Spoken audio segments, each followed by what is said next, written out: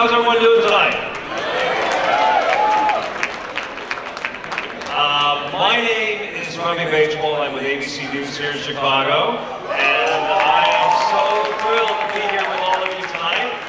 It is a good day to be an Indo-American in Chicago today. And this is why. We have, I think, something like 400 people here who are participating, being part of the National Indo-American Museum movement. I can't believe we've gotten to the point, it's amazing, we've gotten to a point where the people who came and whose shoulders many of us stand on, and some of you are in here yourselves right now, we've gotten to the point where our community is actually worthy of a museum. I find that remarkable. It's so gratifying. We should all give ourselves a round of applause for having gotten to that point. Again, I'm Robbie Bateswell from Channel 7, and I will have to try to move this program along as quickly as possible because I have to get back fast, not only to report on the fact that the Bears actually won today. Yes, it is a good day to be in Chicago. Finally, yeah, but also, folks, we have got maybe 6 inches of snow coming overnight. Okay, you heard it here first. You heard it here first. We'll get the details later. It is about to get cold, it's about to get snowy, it's about to get slippery. So for all my Indian uncles and aunties who don't know what the heck to do in snow and ice, get your galoshes ready, get your gloves ready, get your mufflers and scarves, because here we go, and you're tough, you're Chicagoans, we can do it. So with that, I want to welcome you to this wonderful gathering to raise funds tonight for the National Indo-American Museum. And first of all, how about a round of applause for the young group that was up here earlier, Brown Sugar. Brown Sugar will be back as we go to dinner in a little while here. But they really are an amazing young group. They are exactly what the National Indo-American Museum, or should I say NIAM or NIAM? NIAM or NIAM, what do you think? NIAM, okay. Sounds more Indian, okay. NIAM is exactly what Brown Sugar stands for. They're very much a seamless blend of cultures, and what they're doing is permeating through generations. They're represented by their music. I don't know if you saw the multicultural faces within that group. That's how great the community's traditions are going. Other people are adopting them even if they're not Indian, and it's just wonderful. So I'm glad you're here tonight, and I'm glad to be here with you. So let's talk about NIAM. It was founded in 2007. It was incorporated in 2008. And as a 501c3 organization, it is the only Indian American museum here in the United States. And how do you like that? Here, it's right here in Chicago. And the purpose really is obviously to preserve the history, to celebrate the history, and promote the understanding of the culture and the diversity and the contributions of the culture of Indo-Americans. And that is a very, very, very tall order. Sometimes I often tell, friends of mine who don't know much about India, they don't know much about the subcontinent, it's just something that's, part of the background for them. And I say, you have to understand, the United States is a federation of various different people from various walks of life and different backgrounds. If you think that that's diverse, India, yes, most of the people are brown skinned, but the fact is it's incredibly diverse. And to have that kind of diversity represented in its own way here in America as part of the fabric and the diaspora of America is really, really an amazing thing. So they've taken on, since 2007, the idea to protect and to enhance and really tell the story of the culture of Indian Americans. So that's why we're here tonight, to celebrate this grassroots organization, to be very generous with this grassroots organization, with our wallets and our hard-earned money, and to help them do what they want to do here, which is to become a repository of the Indian American narrative here in America. So the way you do that is you engage various communities and age groups in exploring the Indian American heritage and the contributions of Indians to America. We're going to be talking about that in great length tonight. They have all kinds of programs and exhibitions, and they are exploring commonalities with other ethnic groups to promote tolerance and justice. And don't we need a little more tolerance and justice in these times right now, don't we? That is the extent of my political remarks, because I am just a journalist. But I do want to acknowledge some very important people who are with us tonight, just at the start. And if you would, everyone says, you know, hold your applause. You don't have to hold your applause. You celebrate these people. Let's celebrate these folks right here because they're leaders in our community. Umang and Paragi Patel, generous donors to the building. And the pals, have you seen her already? Okay. And Ms. Fusniel Mazibuko, the Consul General of South Africa, is with us tonight. Thank you for coming, Consul General. I think I saw you last week. Yes. Ambassador Carol Mosley Braun as well. Our amazing Carol Mosley Braun is here. There you are. My friend, who is unbelievably available, like a politician on the other end of the line whenever I need him, Dr. Gopal Lalwani, the mayor of Oak Brook, is here.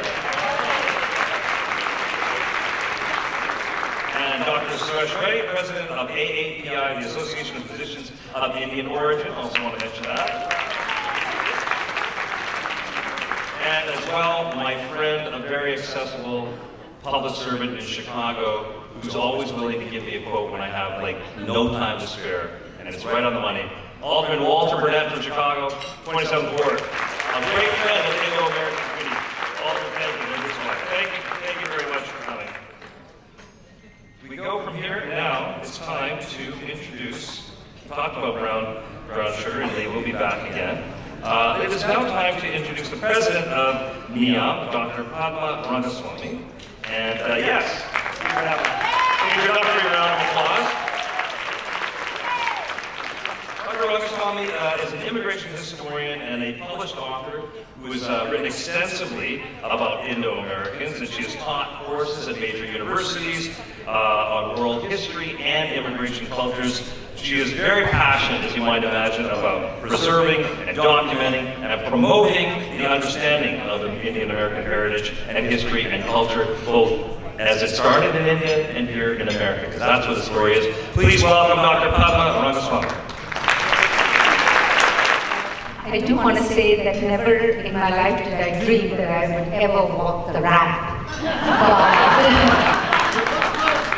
What God does not have to do in the cause of the National Indo-American Museum. So I want to extend a very warm welcome to each and every one of you. NIAM has arrived where it is today because of you. And because of you, NIAM steps into its role as the pioneering, premier national institution that documents and preserves our history and honors the contribution of Indian Americans to the building of America. And what is unique about us is the manner in which we have pledged to do it, by building bridges across generations and connecting cultures through the diverse stories of all Indian Americans, by being inclusive, relevant, and above all, connecting people so that we can all live together in a better world. I would first like to recognize the NIAM board, whose dedication has built NIAM over these years. Could the board members please stand up so the room can recognize them? Right where you are.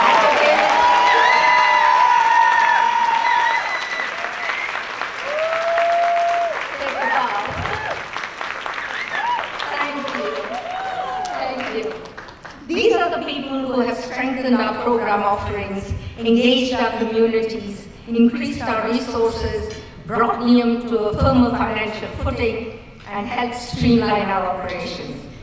Kudos also go to the family of volunteers and supporters. They keep us grounded as a grassroots organization in close touch with the community and nimble in our response to their needs. As for our donors, please know that it is your generosity that fuels our passion and our growth. We have grown exponentially over the last 2 years. We've conducted a record number of programs in schools and neighborhoods. Nearly 150,000 visitors have attended our exhibits and collaborative performances. We've hired new staff, expanded our board to include younger, second-generation Indian Americans. Are you happy, Indra, that we have so many young faces here today. And we've crafted an ambitious strategic plan that will guide us through into a new phase of our growth. The year ahead promises even more excitement. Our new Gandhi Peace program that was launched in Chicago Public Schools is in great demand. Our neighborhood walks and our community events grow increasingly popular. And now, thanks to our generous benefactors, Umang and Parag Patel, we look forward to holding our very first exhibition in our new home in Lombard as early as next spring. I hope to see you all back there again next year. This nearly 8,000 square foot building will serve as a model for sharing our Indian American stories all across America. Here, exhibits and interactive displays will engage visitors in exploring the Indian American experience. They will speak of how our community has grown from a small handful of sailors in the late 18th century to the nearly 5 million strong community we are today. Here we will tell stories of contributions of Indian American entrepreneurs in the technology, hospitality, and franchise industries, the stories of cab drivers and factory workers, the stories of our scientists, doctors, and engineers. If we want our children to know their own history, to understand who they are and shape their own future, these stories must be documented and preserved. These stories must live on. And that is why NIAM exists. NIAM exists so that future generations of Indian Americans and people all over the globe can understand, appreciate, respect, and value who we are as Indian Americans. I urge you to think tonight about legacy, about how you can ensure that someone important to you will have enduring significance. Look at our program book. Talk to our board members about making a donation to name a space in the museum in honor of a mentor, a loved one, or a hero. Give generously. Support NIAM in any way you can. NIAM is for you and for generations yet to come. Thank you all.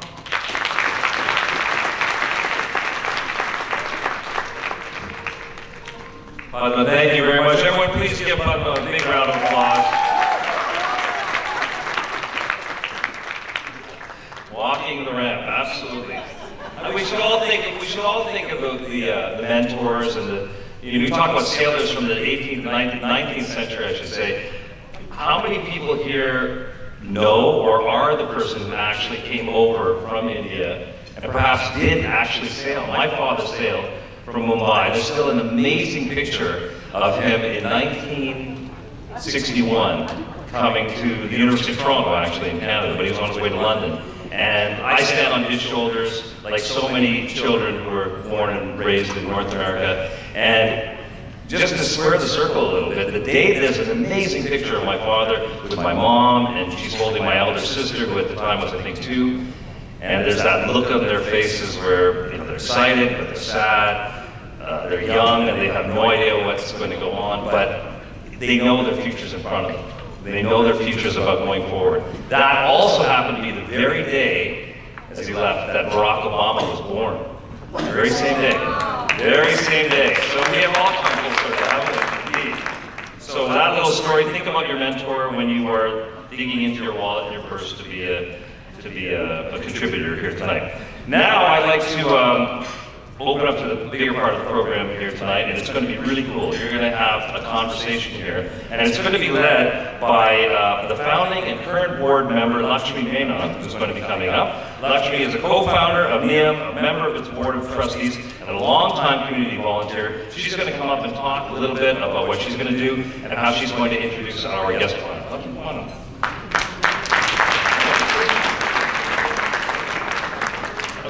Everyone's supposed to be producing from the floor. Okay, you sit, I will introduce her. Okay, fair enough. Anyone who has a 401k that is growing right now, that probably has an index fund in it, notwithstanding what the President of the United States is saying about the stock market, you probably have stocks that were affected by our keynote speaker here tonight. I'm very grateful for that. I know you are as well. But more than that, it's what she has done to lead a Fortune 100 company and to be a true leader in American business. And there really isn't a bigger, tougher game in the world. The former CEO of PepsiCo, Indra Nooyi, is with us tonight. And it's a real honor to introduce her. Clapping as we move forward. Her consistent presence and listening to the most powerful women in the world. You're going to hear from her tonight. She spearheaded PepsiCo's performance with purpose, championing with responsible water use, recyclable packaging, reduced sugar, trans fat content, all because of her. All because of her and her associates and people in communities. And under Indra Nooyi's leadership, PepsiCo's revenue grew by more than 80%. Indeed. And of course, she was honored this year with a portrait displayed at the National Portrait Gallery in Washington, D.C. And NIAM is proud to recognize her outstanding achievements. Please enjoy the conversation.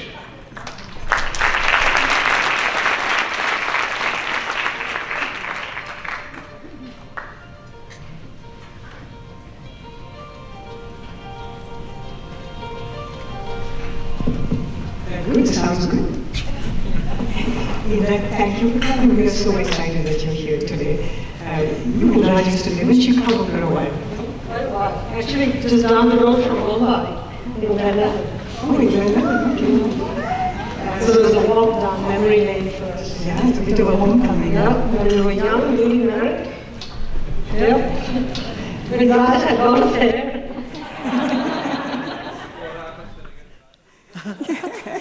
That's true too. We all change a bit.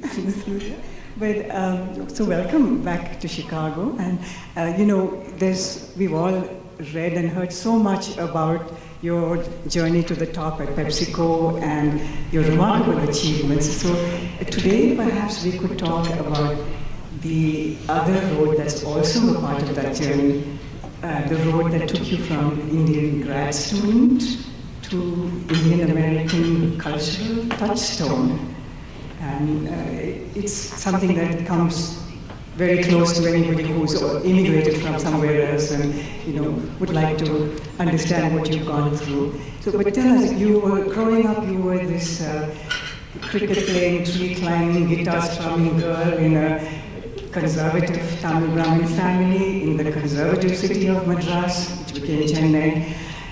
Did traditions and cultural expectations feel confining, and did America seem like the place where you could get away and realize your full potential?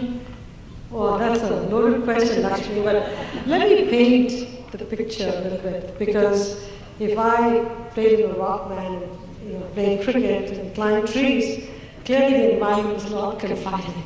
Because I grew up in a conservative South Indian family, and today people talk about my guitar playing and tree climbing and cricket playing as signs, early signs that I was a rebel. Actually, it may have been, because now success has come, therefore you look at those and say, what great formative experiences. But I often talk to my mother, and she would say, the only thought that went through her head was, how am I going to get this girl married off? How do I tell the prospective groom she climbs trees, plays cricket, plays in a rock band? Nobody's going to marry her, which is the best thing that happened, because I could then say, I'm going overseas. But I have to tell you that I did all that not because I wanted to be a rebel or anything of that sort. I did that because I truly enjoyed being outdoors. I enjoyed having fun. I had a kid brother who always needed somebody to play cricket with, so I was the only one available to play cricket with, so I played cricket. And I had a good life. And I never viewed that life as constraining, because there was no better life.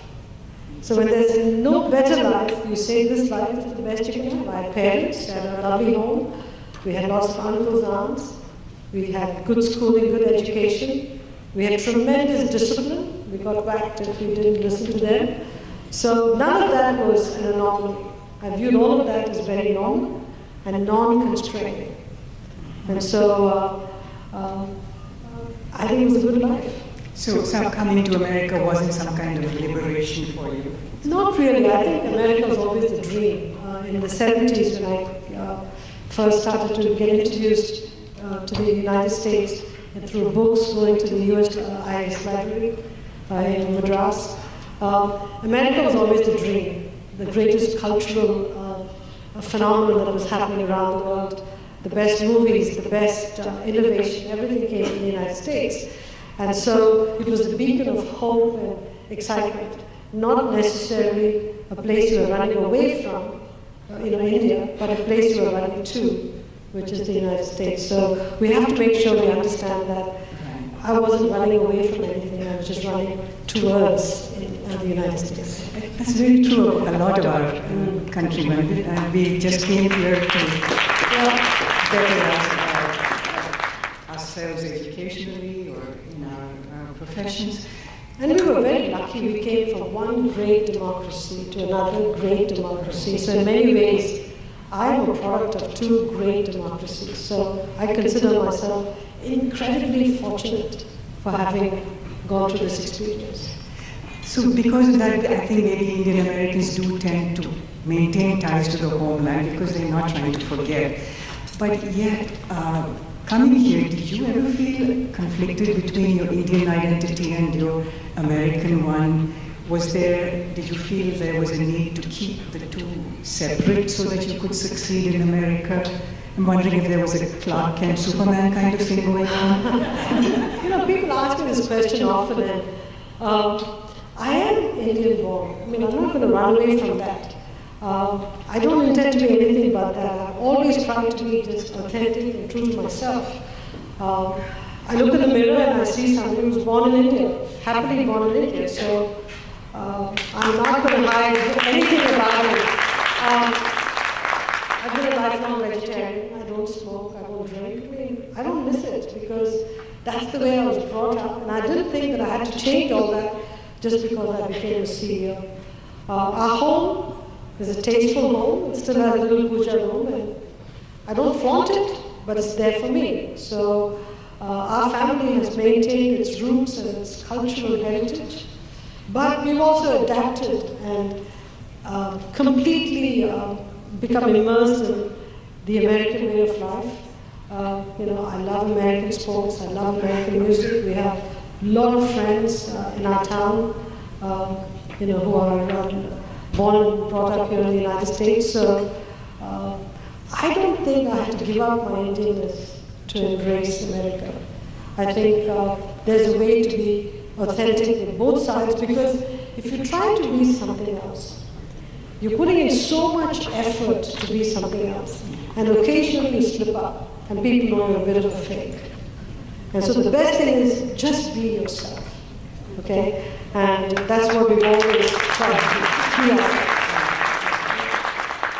It's too much effort to do anything else. There was not a feeling that you had to hide one part of you. Right. Yeah. But when you got started in corporate America, there were two strikes against you, your gender and your brown skin.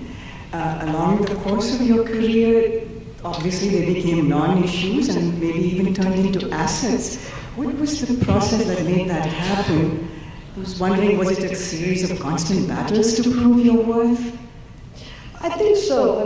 But I didn't think of them as battles, because I said, look, I chose to come to the United States.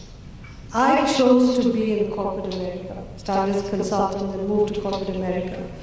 And that was a decision I made. And if the people I was working with didn't really have somebody like me working with them, and it took some time to get used to my way of thinking and working, so be it.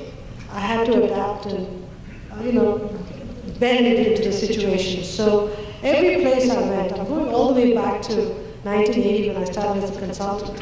I'd say to myself, when they see me, I'm already in the hole, because I'm an immigrant, I'm a woman, I'm an immigrant from a developed, third world country. And so I'm in the hole. So I have to dig myself out of the hole just to get even and then work my way up from there.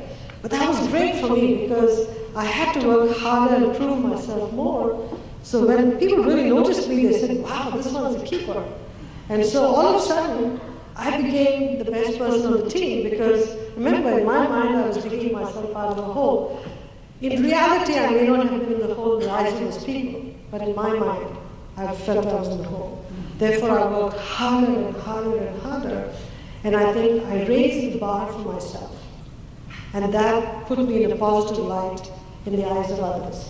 And I'll tell you an interesting story. I had a client in La Crosse, Wisconsin, and when I was at the Boston Consulting Group, and we had a team that was fielded with one Irish guy as the partner, then there was an Italian guy, a Jewish guy, and me. And I remember the CEO calling in the partner and saying, Mr. So-and-so, do you know this is La Crosse, Wisconsin? You brought a team here with an Italian guy, a Jewish guy, and an Indian woman, and you're a good Irish guy, you never show up. What the hell's going on? And to his benefit, the Irish guy just looked at the CEO and said, you asked me for the best, I gave you the best. Let's not forget that. And till today, I'm friends with the CEO and the team there because 6 months had passed, the Irish guy had gone off the team, the Italian was gone, the Jewish guy was gone, and this Indian woman was still running around across Wisconsin for several months after. And so I think it was because I viewed myself in the hole all the time and kept working harder and harder to prove myself. It made me a better person, and the rest is history. Yeah, right. Well, speaking of history, looking back on things from this point in your life, is there any achievement that is really personally is meaningful and significant for you? I mean, there's so much. I mean, first of all, the last 25 years, or I'd say the last 40 years, between being married and the kids, we haven't really spent much time together as a family. Because in the early days, we had nothing. We had to start from scratch and build our lives. So we worked so hard. Both Raj and myself worked very, very hard.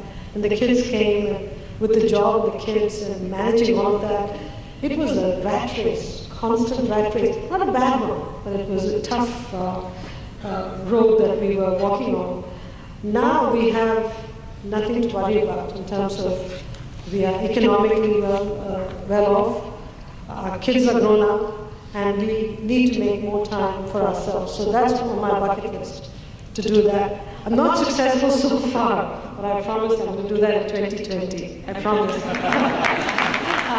that's one thing I really promise. That is a promise.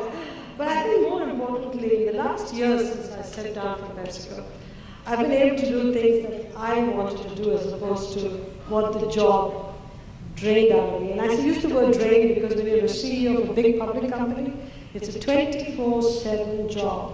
And you're on call all the time, whether you like it or not. Now I'm not on call 24/7 by a third party. I'm on call for myself, not for somebody else. And I can do whatever I want. I can show up at Chicago to speak with you anytime I want. I can go to any place to talk to anybody. I can write a book. I can sit on boards that I really wanted to do, which I couldn't do when I was in PepsiCo. So the world is in front of me, and I want to pick those programs and assignments that I think will make a difference and make me feel good inside, that I'm giving back to society in some shape or form. So I've taken on several things that I think are meaningful for society. For example, I'm the co-chair of the Connecticut Economic Commission. It's just because I love the state of Connecticut, lived there for 30 years, working with the government to see how to improve the economic condition of Connecticut. I love the assignment. We're doing a lot of work on how to enable young people to integrate work and family. Hopefully that will lead to something significant. Again, people ask me, why do you work on this issue? I want to pay it forward. I want young people to feel that they can have kids and contribute to the economic prosperity of the country. Let's provide the ecosystem for you. How is it going to work? So all of these projects that I wanted to work on when I was in PepsiCo, where I didn't have the time, I'm taking on right now. So it's time for you. I'm just wondering, where most of us who had parents and were raised in India, our parents really did not even think about things like me time or work-life balance or quality time with your children. And these are very major sources of guilt and stress for working American families. How do you rate yourself in those areas, and how did you cope with these matters? Well, it's a tough one because when you have daughters, you'll never get a good rating. Okay? My experience is daughters know how to do one of these plunge it in, turn it in, plunge it in, turn it in. So I don't know what it is. Mothers and daughters, I think they can't do with others, but they know how to do that. They don't do to dads, it's mostly moms. But if you ask me, I did the best I could. Did I go through guilt? Yes. But I did the best I could. If my kids were hurt in school, I was the first one in school. Most of the other mothers and fathers would just call the school nurse and say, as long as you bandaged up the ankle, that's fine. I'd be the only one that shows up there and said, did you bandage that right? Should I take her to the hospital? I mean, we'd embarrass the kids, but they forget those things. So I did the best I could. Was I there every night? No. Was I there for every game, every concert? 80% of the concerts, 20% of the games. That's a reality, okay? I cannot put the clock back. So I think it's time to move forward. There was a period in which I said the guilt has got to go. I'm going to stop feeling so guilty, and I started to look forward. Deep down inside, I have some pangs of regret. I wish I had watched this concert, or I wish I had spent a little bit more time. But right now, it's behind me. I cannot do anything about it. And if they want to spend more time with me, I'm totally available. Completely available. Speaking of children and referring back to what Padma was saying, is it important to you that your story be told, preserved, and shared? And how do you think a museum like ours would be meaningful to your children? So let me talk about two things. One, this notion of preserving the story is not something I'd ever thought about, because things like portrait galleries and all that wasn't really front and center in my mind. I still remember when the letter for the Smithsonian Portrait Gallery came to the office. I sent it to my communications guy saying, this must be a spoof letter. Because I didn't know there was a portrait gallery, I'd never seen one. A month later, he came into my office and said, Indra, I think this is for real. They really want to put your portrait in the gallery. So it made me think, what is a portrait gallery? Why do they have a portrait gallery? So I went down to Washington, D.C. and visited the National Portrait Gallery, and I began to understand why portraiture and the whole notion of a portrait gallery is so important. To talk about how people contributed to the arc of progress in the country on various aspects, whether it's being the president, chief justice, head of the Federal Reserve, musicians, artists, more recently business leaders. Why is it important that people, over the ages, look at the picture of that person, beautifully painted so that it feels like they're looking at you, and reflect on what they contributed to this arc of progress? This is not something that was front and center in my mind at all when I agreed to sit for the portrait. Now I'm beginning to appreciate the importance of a portrait gallery, which brings me to our Indo-American Portrait Gallery. Indian Americans are considered the most successful group in the United States. But if you really dig deep into the Indo-Americans, the Indian Americans who contributed to the United States, as Padma just mentioned, yes, we've been doctors and engineers and motel owners and hotel owners, but we've also driven cabs, worked in C-stores, cleaned bathrooms. We are nurses.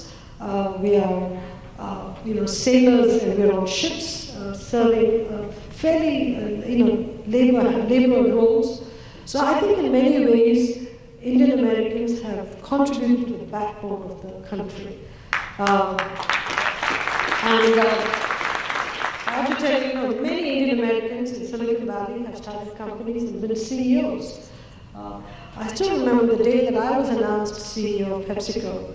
I got calls from Indian Americans saying, you have now proven to people that an Indian American can also run a traditional large company, not just a startup that became a big company. So all that I say to you is, you finished the statement saying, we were doctors, engineers, we drove cabs, we were gardeners, we were convenience store operators, hotel, motel, engineers, everything, and we also ran pretty good consumer products companies.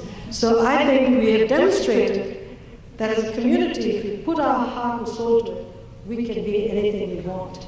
So just like the Smithsonian National Portrait Gallery, I think it's important that our Indian American kids and everybody else understands the contributions of Indian Americans to the American experience. Hopefully one day there will not be a hyphen.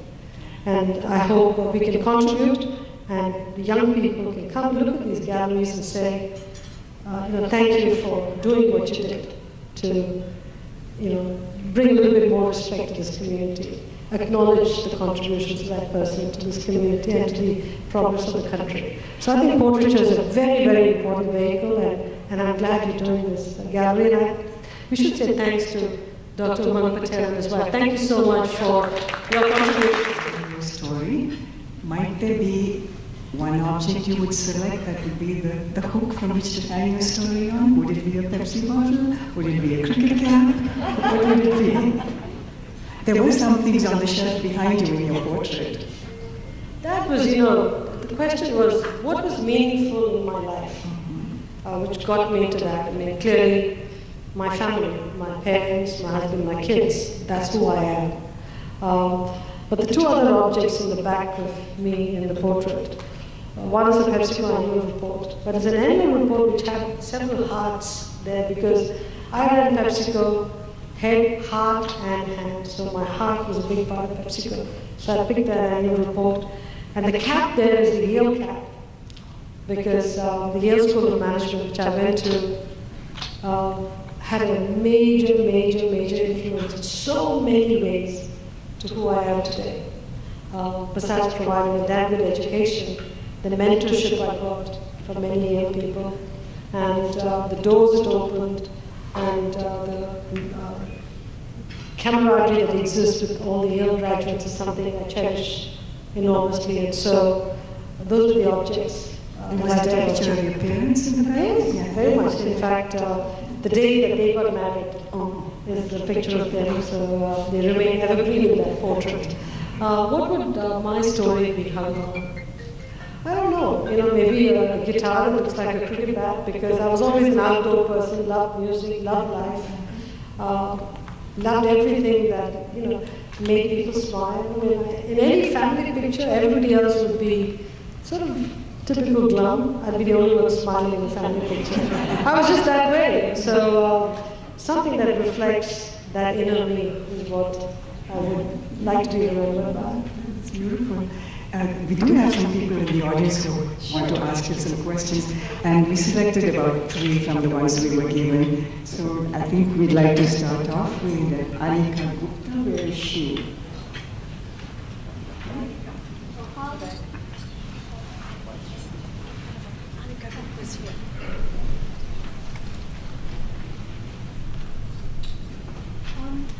How would you encourage other Indian American women or girls to achieve their dreams?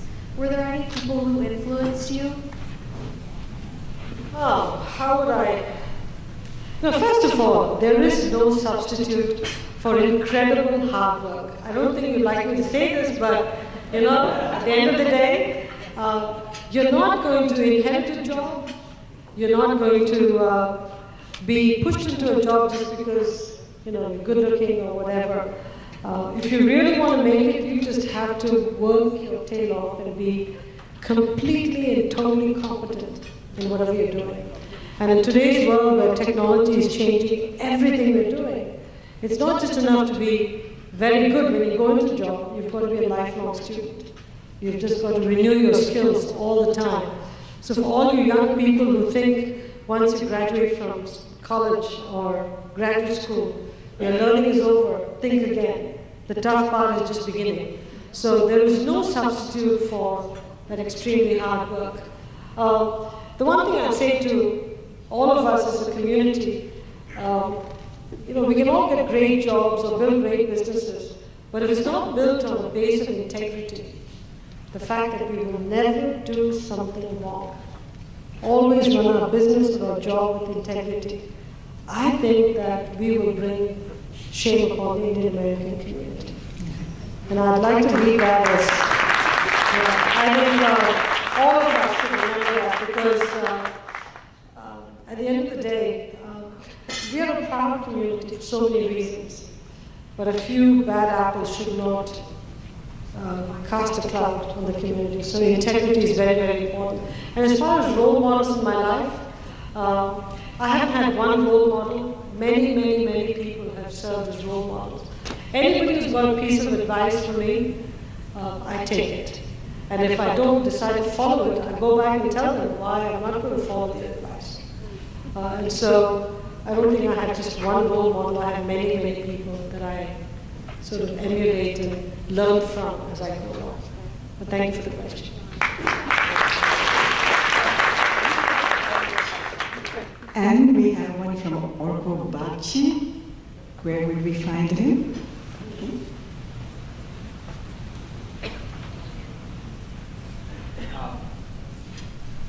You've spoken about the types of discrimination or bias that you faced in the workplace as both a woman and an immigrant. And you've also talked about the need to confront that sort of bias head on and nip it in the bud at an early practical time.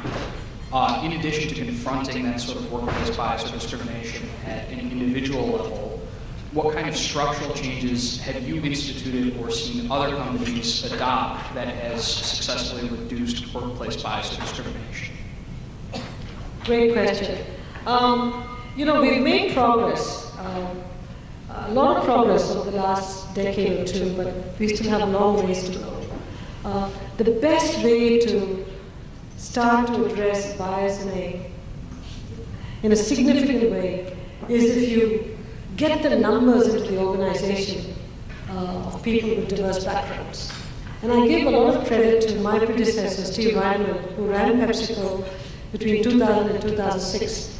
And he said, you cannot put in place any diversity and inclusion programs and allow it to eke into the company slowly. So he said, with overpowering force, I'm going to insist that we up the numbers of diverse people in the company. Because if you have a significant number of people in the company, now you can actually implement programs and training to get people to work with each other. So he put in place a scorecard which said, we're going to have parity hiring, parity promotions, and parity retention, meaning if you're going to hire 10 people, 5 are going to be diverse. If 5 diverse people leave, you're going to have to figure out a way that you get the numbers back. So either you hire more or you figure out how to thin the organization differently. So in every point, he said, let's work to get parity in the workplace, or close to parity, and then we can put programs on top of that to address diversity and inclusion issues.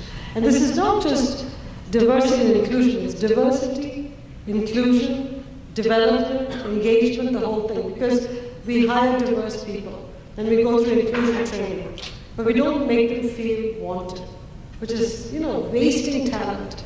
So you've got to make sure you engage the diverse people, you listen to them, you make them feel truly wanted, and then you develop them so that they feel like they're part of this elevation that goes on in the organization. And that's why, as a company, we've been very, very successful, both in financial results, but more importantly, in advancing the diversity and inclusion agenda. But it's a journey, it doesn't happen overnight.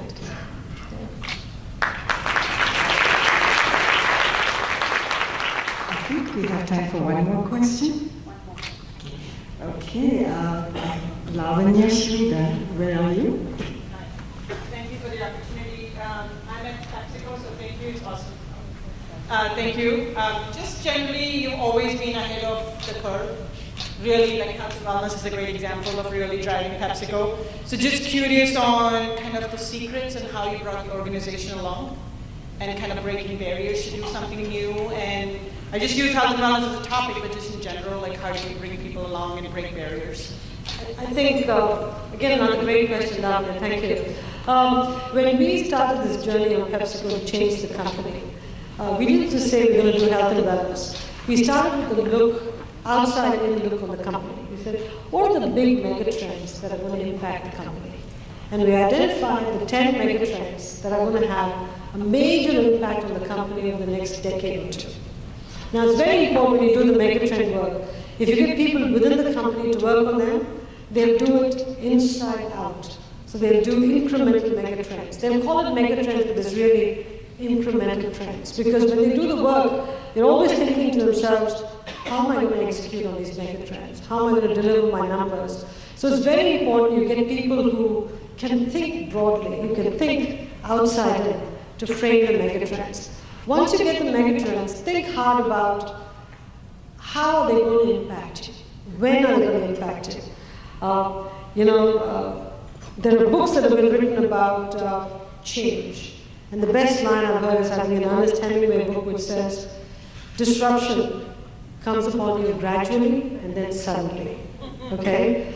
So you've got to be very, very careful because you never know when it's going to hit you and really make your model obsolete. All that you have to look is look at Kodak, look at Polaroid, look at digital equipment. I mean, there are so many carcasses in the whole world of industry where people thought these are incremental changes, we can manage through it.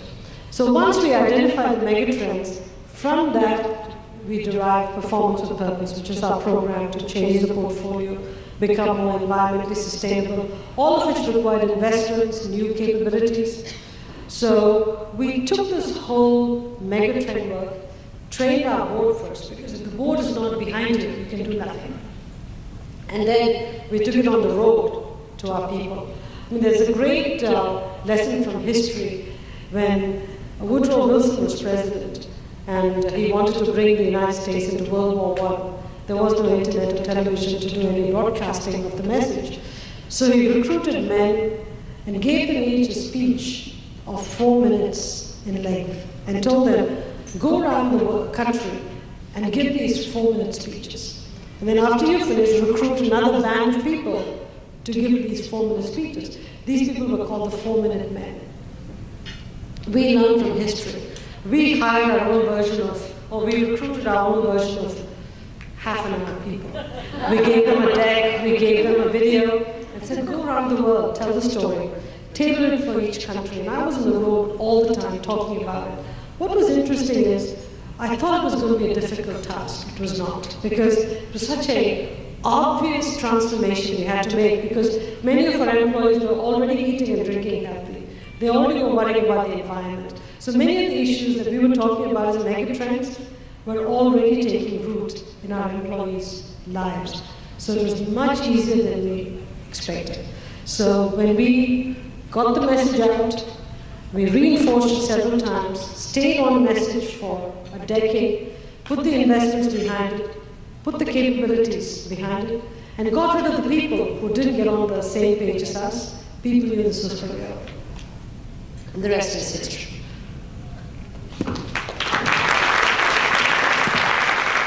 It has been a pleasure talking to you. I will ask Padma Rangaswamy, our president, to come up on stage now to induct you into our National Indo-American Museum Hall of Fame. I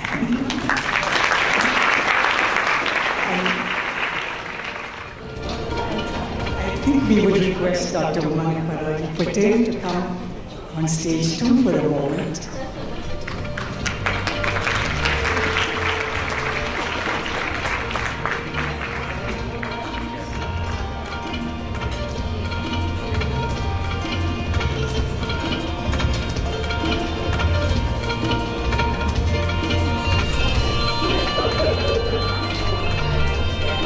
I'd like Ranu to say a few words about how she feels about accepting an award from me.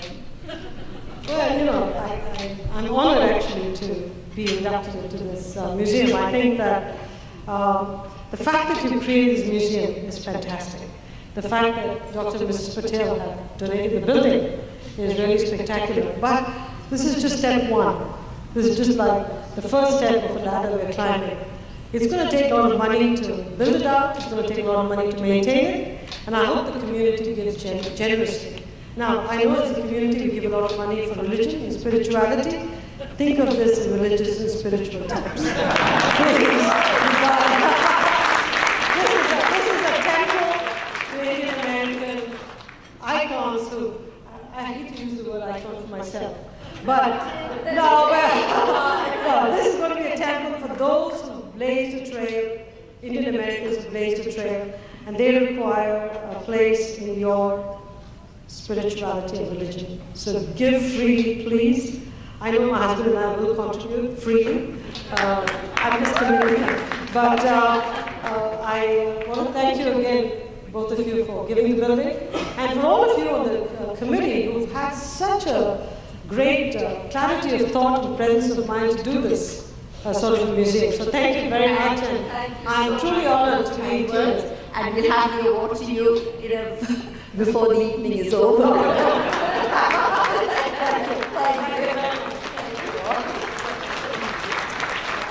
Great conversation and terrific stuff. All right, so please welcome to the stage our panel raised hosts, folks. You all have these numbers on your table. Get ready to raise your number to make a contribution here tonight. And I'm also reminded to remind you about the silent auction items. The silent auction will remain open for a little while, but please welcome Dr. Raja Nanampally and Mr. Harsh Singh to do the panel raise.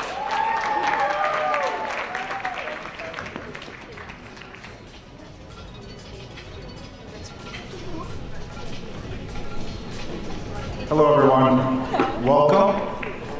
And tonight is a celebration of all of you that support the Indo-American community. It's a celebration for NIAM as well, too, and all that they've accomplished. But there's a lot more work to be done. The bar is set high, and we know that you're up for the challenge. Here's how it's going to work. On your table, there's numbers. That number has a unique ID tied to how you registered.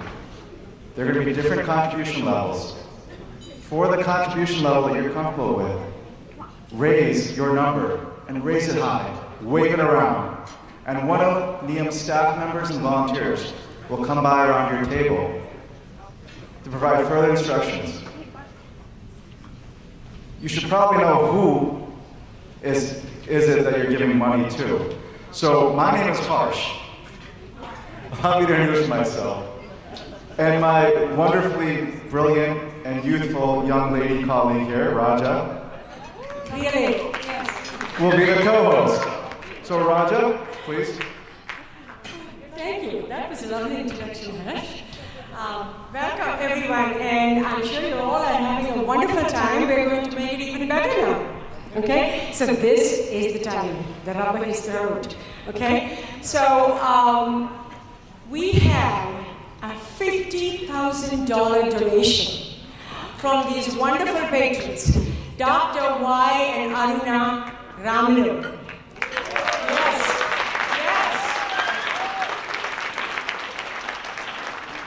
And they actually, Aruna Ramalu threw a challenge. She said, well, I'm going to give you $50,000 if you can match that. So, we will try to do that and exceed that, actually. I promised her that I would exceed that. So here's the thing. I know you guys want to get to the fun, nice part of the program, the entertainment, food, etc. And we can make this really fast, like they say in NPR.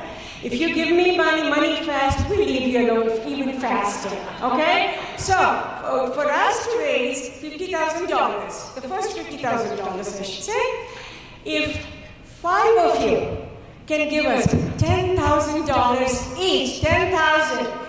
If a hand goes up, we'll be extremely happy. We're looking for 5 donors who can give 10,000 each. I'm looking. Harsh, I guess that ain't working. For anyone that contributes at this level, we have several programs that are involved with NIAM. One of them is the Gandhi Peace Program. It's an important program where the community reached out, and we reached out to, as NIAM, reached out to the community and set up a program with the Chicago Public Schools. Third, fourth, and fifth graders now are learning about Gandhi's principles of nonviolence and meditation. These are programs that you can help fund and sustain with that type of contribution.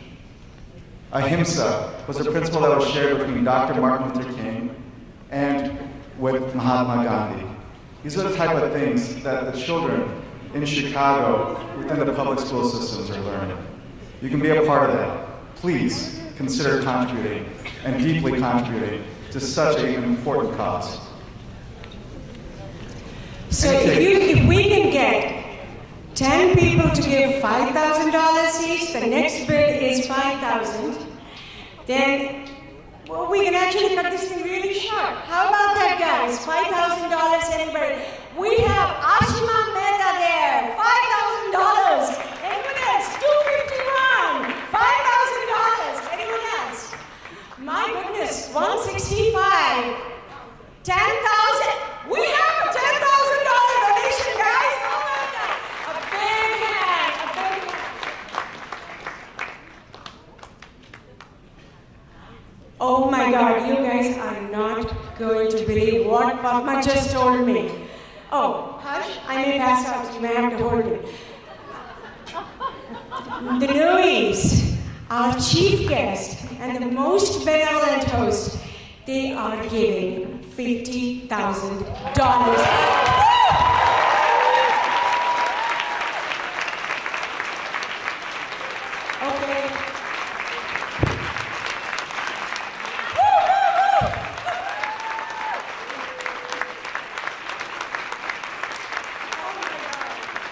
This is beyond our wildest dreams. Thank you, Miss Rory.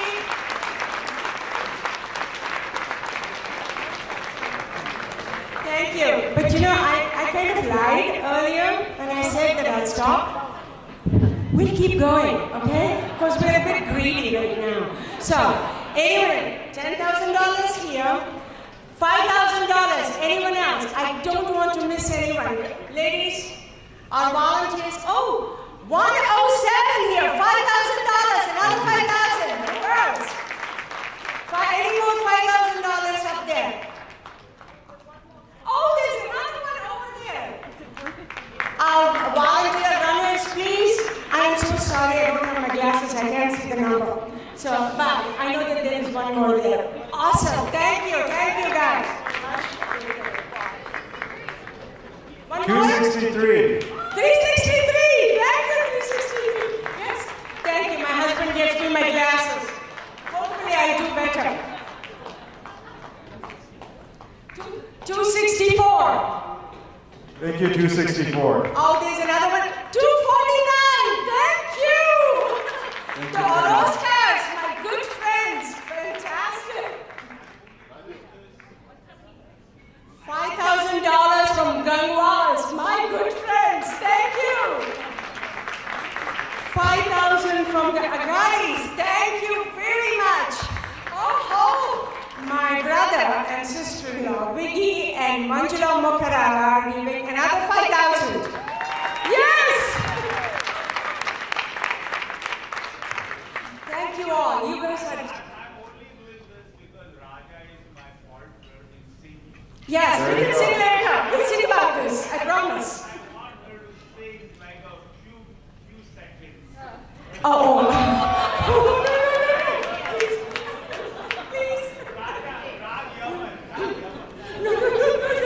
You know, we need to keep the momentum going later. Thank you so much. Thank you.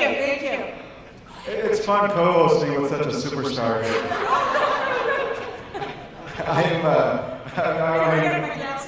I'm in the presence of a celebrity. So, thank you so much. The next round of contribution level is going to be the $2,500 bracket. So, once again, I want all of you to $2,500. raise your hands proudly and please contribute we to have one over $2,500. there.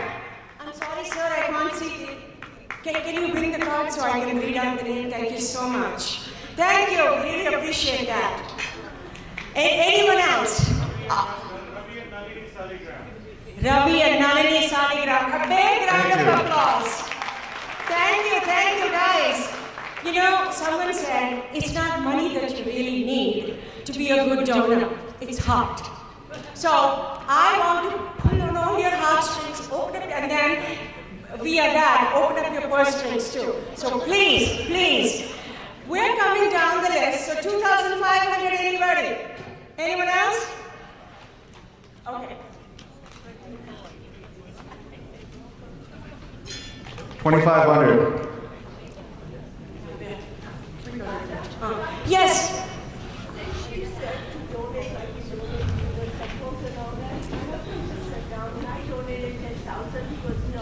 You should donate 10,001.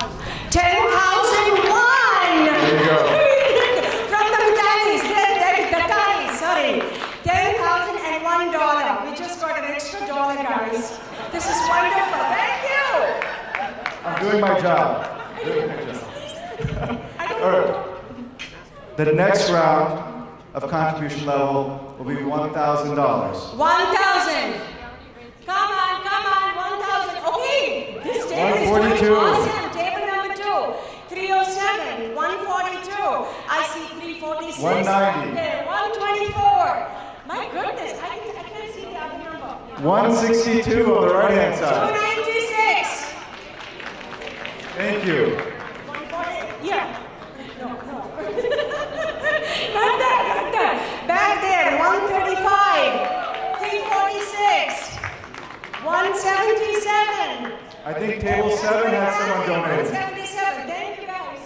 Thank you so much. I am getting so confused with all these numbers. Hush up. You do that, sir. I was never good at maths. See, that's why I went into medicine. So, okay.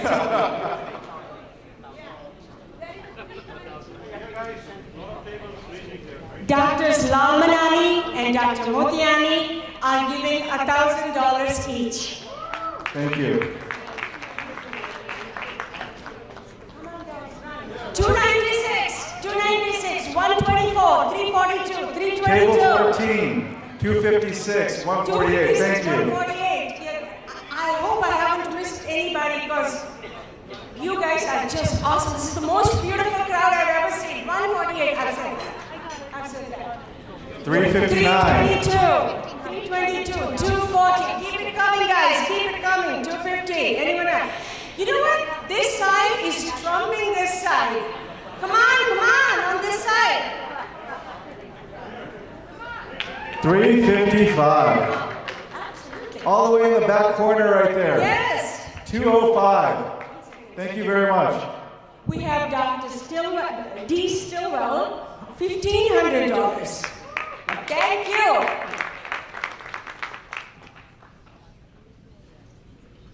Okay, I think we're ready for the Okay, next one. our volunteers request that everyone who is willing to donate 1,000, raise your paddles one more time, please, because I think they're having a hard time keeping up with you guys. So please. 164, $1,000. I got you 135, 131, another 1,000. Awesome, guys, this is great. This is great. Okay. Did you guys get everything? 152. 150, 169, 159. Anyone else? Kalpesh Shah, $1,000. I got it. Thank you guys. You guys are awesome. Thank you. So the next contribution level, I think it's $500. $500. $500, guys.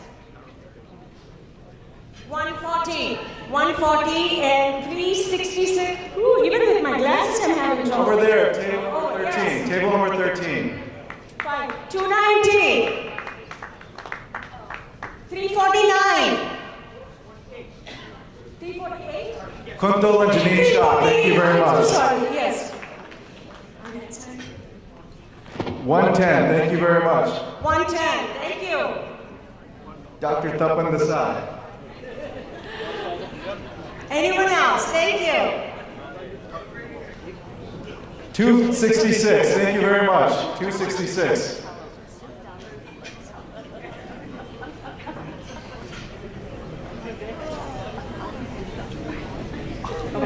Volunteers, do we have all of them? Have we collected the paddles? Almost done. 250, right? Please. Okay, the next contribution level is $250. $250. 250, guys. We're almost, this is the end. 115 over there. 204. Did I get that right? It's upside down. 204. 150 and 170. 259. 128. Anyone else? 194. 150. 115. Yes. Thank you everyone. I got it. 150, 170, Priyanka Patel. 126, I got that. Thank you guys. This is the end. Last chance. Last chance. Listen, everyone in this room here is a builder. You're building something. You're building a bridge. You're building a bridge not just backwards, but forwards. Forwards for that next generation to connect with us. $250 helps us build that bridge. Please, please, $250. Last chance to contribute.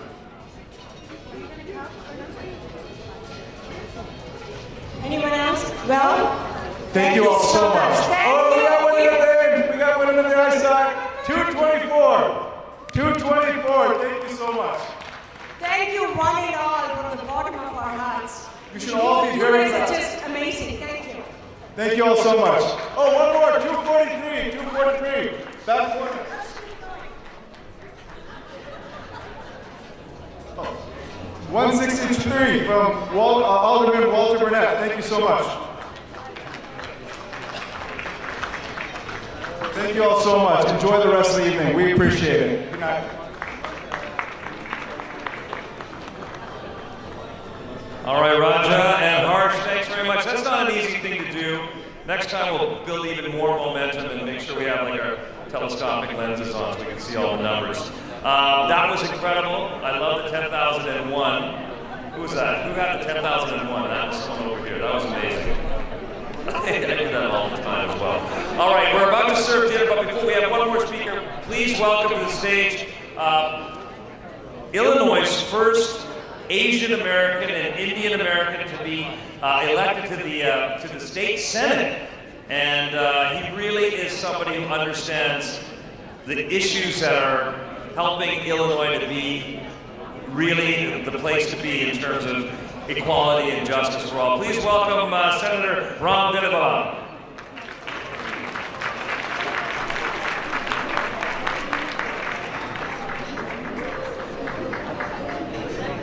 Good evening, everyone. As was mentioned, my name is Ram Vinoba. I'm the state senator for the 8th District in the state of Illinois, which covers 21 neighborhoods in the city of Chicago, Lincoln Woods, Stoughton Hills, Orange Grove, and even incorporated Des Plaines.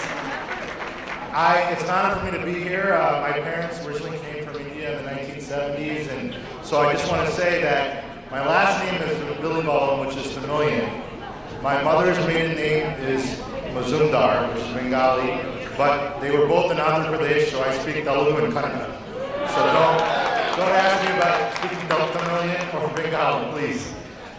It's an honor for me to be here. First and foremost, I want to thank Padma and the museum for inviting me here and for the work that they do. Let's please give them a round of applause. That video was really amazing to show what they've done. And a hearty congratulations to Ms. Indra Nui for her induction to the Hall of Fame. Well deserved, and I know that we all appreciate your support for this museum.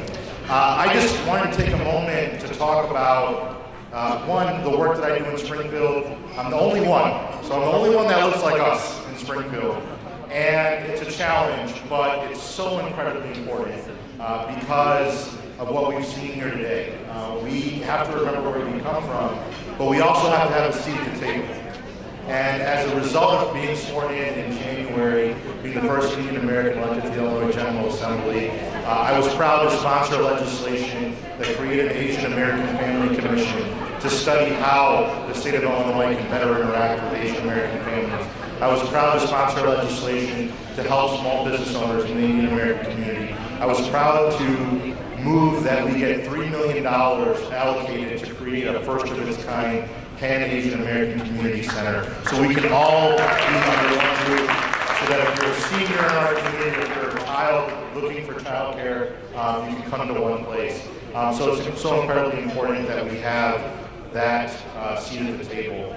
But secondly, I just want to talk about my story. You know, as I mentioned, my parents came here in the 1970s, and my brother is 12 years older, my sister is 6 years older, so I was born in the mid-80s, and by the time I was born and I was growing up, my dad was really concerned about all of us learning English and assimilating here. That is our biggest challenge, right? We're trying to keep our heritage, our language, our religion, but we also have to assimilate to this country and the culture here. And so he started to speak more English to me instead of Kannada. And so as a result, I lost some Kannada, but I was very grounded in my English. And I just always remember that because that's our challenge. That's our challenge, and it has to be a balance. It has to be a balance of both. And I'm grateful that my parents were able to do that for me. I hope my wife and I can do that for our 14-month-old Rohan, if he ever lets us sleep. But that's what this country is about. It's about assimilating, but also keeping our culture, because at the end of the day, people here need to learn about our culture and our language and our religion. And so it's a two-way street as I view it. And I just say that as part of my personal story because that's what this museum is trying to do. That's what they're trying to do, and I full-heartedly support the efforts that you all. So I didn't have a paddle, put me down for 1001, and I will be more than happy to work with you all and use the capacity that I can. So again, thank you for having me. Our congressman is here, Raja Krishnamurthy. I just want to tell a quick story. It's always important to remember those that came before you for many reasons. But as part of my job, I represent a district that's 217,000 people. I had to knock on doors. I had to knock on 10,000 doors to get elected. And as I was knocking on doors, about once a week, this thing would happen where I would knock on the door and they would open the door, the voter, and they're like, yeah, we know who you are. We're going to vote for you. And I said, wait, really? We didn't have any TV advertisements, any email, nothing yet. This is like November, December. No, we know you. Just call you Raja, right? So we all remember, I haven't told the congressman the story yet. We all remember, when he first started running, he had that catchy commercial, just call me Raja. So, depending on the situation, I would just say, yeah, here's my literature, just call me Ram. And so, nevertheless, I got elected, partially because of that probably, but I just wanted to say, thank him for his support of my candidacy, and then again, just to remind everyone, the way I view it is we always have to remember who came before us. So with that, thank you so much for having me here. We're not having dinner just yet. This is an Indian event, after all. I have to wait for just a second. And the reason we're not is because we have another great politician with us, and he's our friend, and he's protecting justice and integrity in America. He's all over the place. He's on the intelligence committee. He's my friend, Raja Krishnamurthy. Just give it fun, Raja.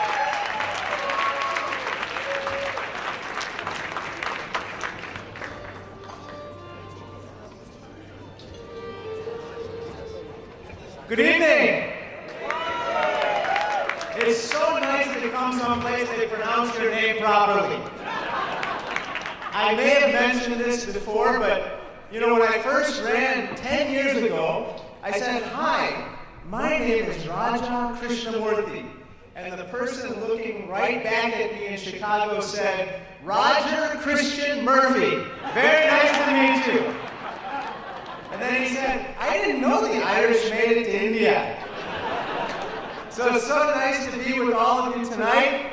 I want to observe those 3 rules of public speaking. Be short, be sweet, and be gone. And so I have 3 points I want to make. First of all, can you give a big round of applause to the leadership of the National Indo-American Museum, Padma, Amita, Umang, and Ravi who donated this beautiful space in Lombard, Consul General Dalela, and all the other dignitaries here, including just call me Ram, the state senator from Chicago. Give them all a big round of applause for taking time. I can't hear you, come on. Second point, give Indra Nui a big round of applause again. You know this, she's consistently ranked one of the most powerful women in the world. In fact, she was ranked number 2 in 2015. Of course, she's a former CEO of PepsiCo, a board member of numerous Fortune 50 companies, but the least heralded and perhaps the most distinguished trait that we haven't heard about her is her maiden name is Krishnamurthy.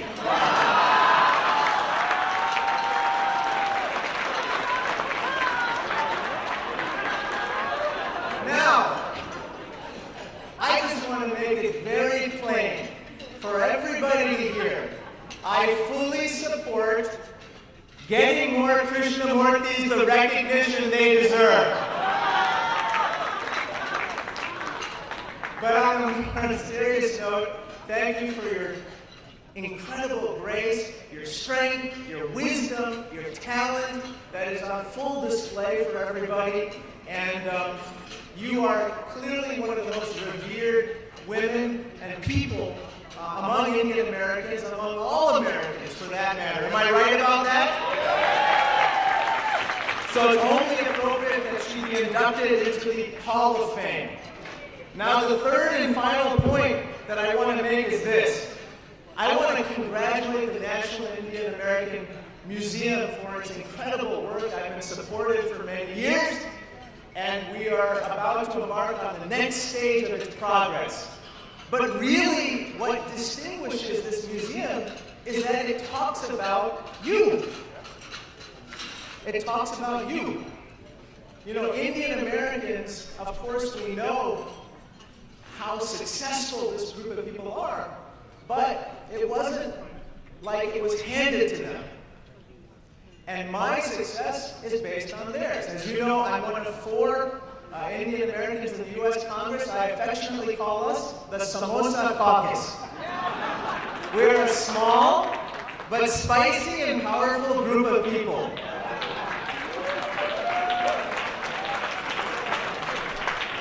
Now you are in the 8th Congressional District, which is where I represent. And you know this district very well because it has one of the biggest concentrations of desis of any congressional district anywhere in the country. Just as an anecdote for your benefit, Indra, my wife Priya and I have 3 beautiful children. The oldest is a basketball fanatic, and he was on a team of 8 people in Schaumburg, 5 of whom were desi, and both coaches were desi. So Indra, someone came up to me and said, Raja, that team must be very bad. And I said, no, you don't understand. Every other team in this league looks the same. So it's very fair and balanced, just like Fox News.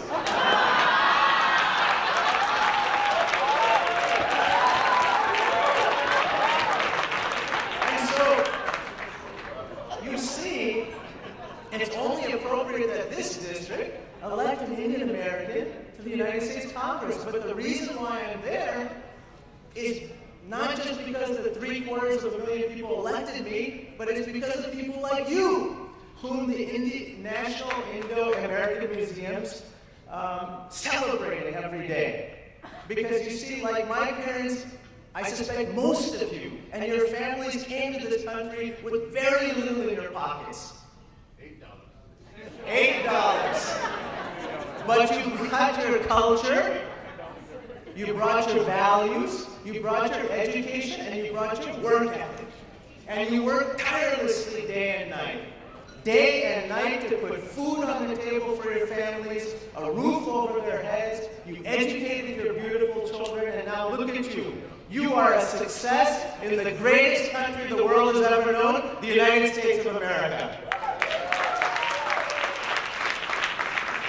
And you are the pride of one of the greatest civilizations the world has ever known in India.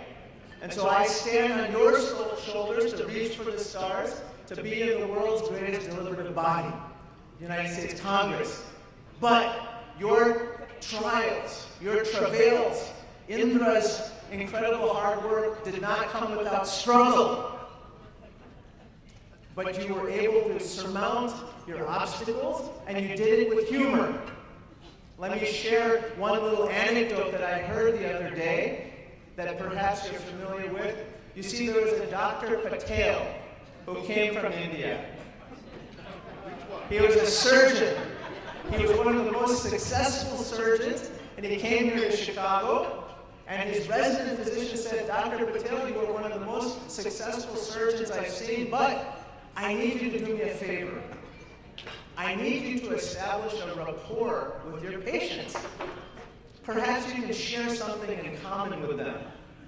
And so Dr. Patel met his first surgical patient here in Chicago, walked into the room, and the person was just shivering with fright. And so Dr. Patel asked the patient, Sir, why are you so scared? And the patient said, this is my first surgery. So Dr. Patel, remembering the wisdom of his resident physician, said to him, Sir, this is my first surgery too. In any case, you made it.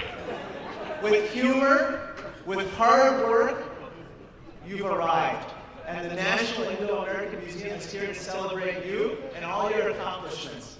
And so with that, I close with my favorite saying, which is that yesterday is history, tomorrow's a mystery, but today's a gift. That's why we call it the present. I'm so honored and blessed to be with you here to celebrate Indra Nui, Indra Krishnamurti Nui, and to celebrate all of you and your stories, and to celebrate how together we are going to make America and the world a better place. Thank you so much. God bless you and your families. God bless India. God bless America. Thank you so much. Thank you.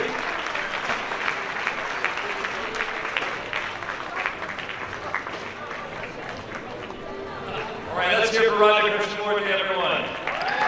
Incredible, incredible. I lost track of how many elections he's won. We're going to have our dinner in just a moment.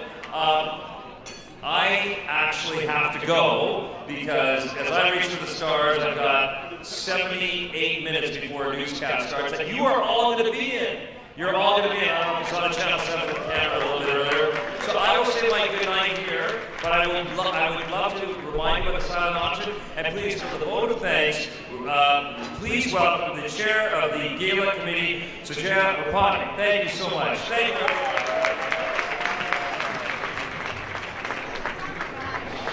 Thank you, Ravi. Wow. Here I quote, I will maintain that thanks are the highest form of thought and that gratitude is happiness doubled by wonder. So said G.K. Chesterton.